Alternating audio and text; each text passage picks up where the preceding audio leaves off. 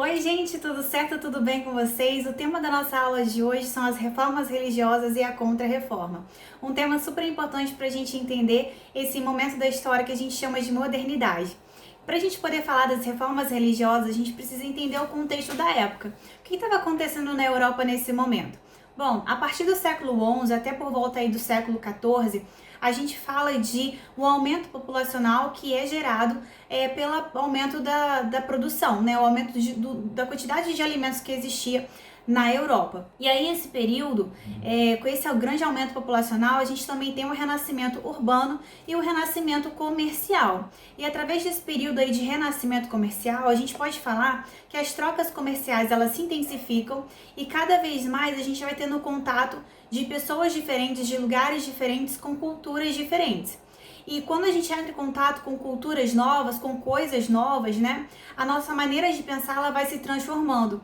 Então, nesse momento, a gente chama aí esse período de final do feudalismo, né? É o momento em que as pessoas elas começam a questionar a sua vida, questionar a sua posição social, questionar, inclusive, os dogmas religiosos, certo?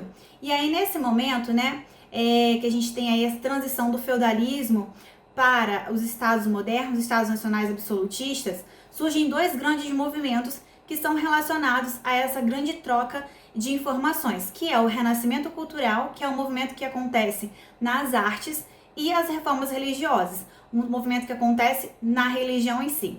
Então vamos lá. As reformas religiosas elas são iniciadas a partir da discussão que um monge católico chamado Martinho Lutero vai fazer na região onde hoje que a gente conhece como a Alemanha. Então, o Lutero, inicialmente, ele não tinha a intenção de criar uma nova religião.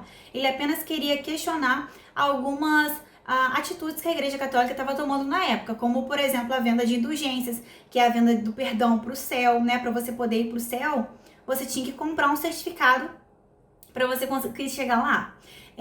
A venda de artefatos religiosos que eram artefatos falsificados, né? Então, e a grande autoridade que o Papa tinha dentro da Europa nesse momento, para você poder se casar, para você conseguir terras, tudo você precisava de autorização do Vaticano, né? De autorização do Papa. Então, nesse momento, o Lutero escreve 95 teses e prega na porta da igreja. A intenção dele, então, não era criar uma nova religião, mas sim reformular, né? Promover algumas propostas, né? Para poder reformar essa igreja. Só que o que acontece? A Igreja Católica não aceita as propostas de Lutero e condena Lutero à excomunhão. E aí, interessados nessa nova proposta, né, de poder reformar a Igreja Católica, eram os príncipes alemães que não queriam mais ficar subjugados sobre o poder católico. Então, eles vão acolher o Lutero, e nisso que eles acolhem o Lutero, uma nova religião acaba sendo criada, que é chamada de luteranismo. Dentro dessa nova religião, o Lutero agora não fala mais em 7 sacramentos, né, como a Igreja Católica falava. Agora são somente 2 sacramentos principais, que é o batismo e a Eucaristia. E dentro da Igreja de Lutero agora, ele acredita que a salvação é dada pela fé. Então, se você acredita e você quer ir para o céu, basta você ter fé e tecer aí um caminho religioso, um caminho de fé, para que você consiga chegar lá. Você não precisa mais comprar um perdão como era anteriormente.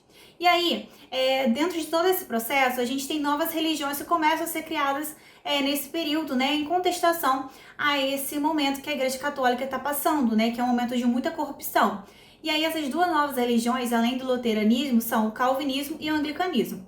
O calvinismo é criado na Suíça por uma pessoa chamada João Calvino. O João Calvino fala da predestinação, né, da teoria da predestinação. Segundo João Calvino, o homem ele nasce para trabalhar. E se o homem nasce para trabalhar, não é pecado nenhum ele ganhar dinheiro com o seu trabalho.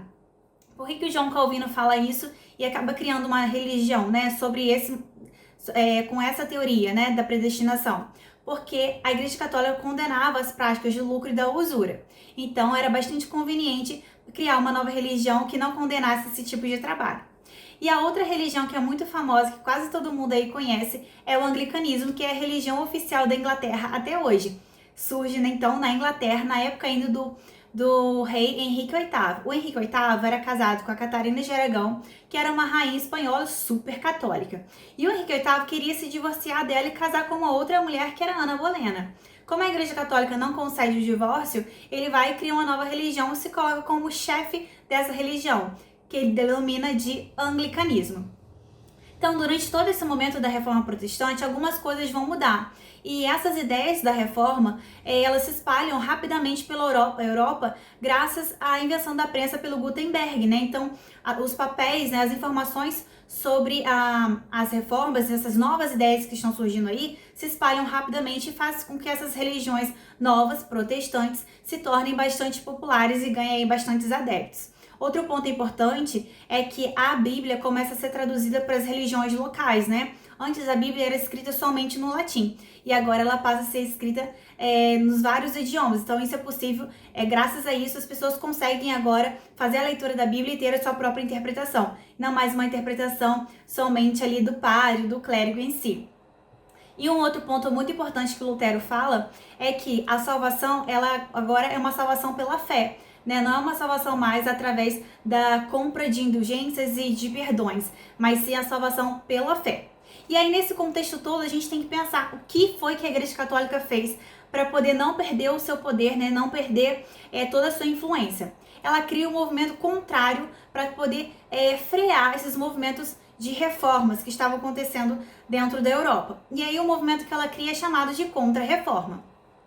Nessa Contra-Reforma, a Igreja ela vai ressuscitar, né? Ela vai trazer de volta à tona, ao seu funcionamento, um tribunal que era chamado de Tribunal do Santo Ofício ou Inquisição. Nesse tribunal, a Igreja julgava as pessoas que ela considerava hereges e infiéis, e muitos eram condenados à fogueira, principalmente mulheres. Outro ponto importante, a Igreja cria o Index. O Index é um índice, né, como o nome já fala, de livros proibidos, e nesses livros proibidos estão ali diversos livros que, de certa forma, poderiam contestar os dogmas católicos, né? Esse poder da Igreja Católica. Então, os católicos só poderiam ler os livros que eram permitidos nesse índice. Outro ponto interessante é que a Igreja Católica cria também a Companhia de Jesus. Nesse momento, né, da modernidade, início da modernidade, é o momento que a América está sendo descoberta. Então, nada melhor do que ir para a América e catequizar e buscar novos fiéis, que são os nativos americanos. Então a igreja cria a Companhia de Jesus e com os jesuítas ela vai conquistar novos fiéis, principalmente no Novo Mundo, né, que é a América. E por último, ela cria também os seminários. E o que são os seminários? Antes, para você fazer parte da Igreja Católica, você poderia acessar e entrar na igreja apenas por busca por status social, busca por influência. E agora, essa entrada aí na religião católica, né, ela só vai ser permitida se você cursasse um curso, que era o curso do seminário, para você poder então ser padre e ser um clérigo católico. Bom, gente, essas foram as principais ideias sobre reforma religiosa e contra-reforma. E antes que eu me esqueça, a reforma religiosa e a contra-reforma, elas também vão se expressar na arte. E na sua expressão na arte, ela vai se chamar de movimento barroco. E nesse movimento barroco, a gente vai ver aí muitas pinturas e esculturas com grande dramaticidade, com contraste de luz e sombra, tá? Então essa vai ser a marca de todo esse movimento expressivo religioso na arte também. Bom, eu vou mostrar para vocês agora uma atividade super simples, super interessante para vocês fazerem, que é essa aqui, a atividade 12.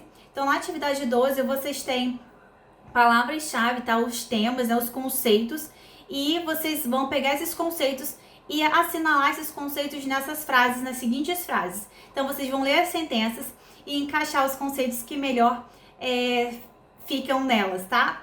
Então, é isso, gente. Espero que vocês tenham gostado da aula, tenham aproveitado bastante. Não esqueçam de curtir o vídeo, não esqueçam de se inscrever no canal para receber sempre os próximos vídeos, tá? Um beijo, fique com Deus, até a próxima aula. Tchauzinho!